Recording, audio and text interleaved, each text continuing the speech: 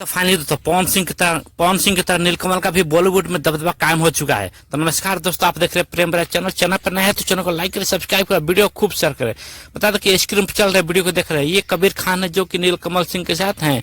बता दो कबीर खान, ये वही कबीर खान है जिन्होंने सलमान खान की मूवी एक था टाइगर, बजरंगी भाईजान और चंदू चैंपियन जिस मूवी को डायरेक्ट किया, और बहुत ही कमाल के और उम्दा डायरेक्टर हैं। और उनके साथ नीलकमल की मीटिंग हुई है।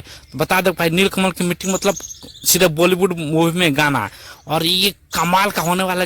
ऐसा इसलिए हो रहा है कि इनकी एक गाना आया था लड़की दीवानी, उस गाने की वजह से नीलकमल को इतना मतलब हाइप मिल रहा है, हर जगह इनका नाम हो रहा है भाई। और ट्रेंडिंग सेक्शन में पूरा कब्जा किया हुआ है, नंबर 1 पर अपना दबदबा बनाए रखा है।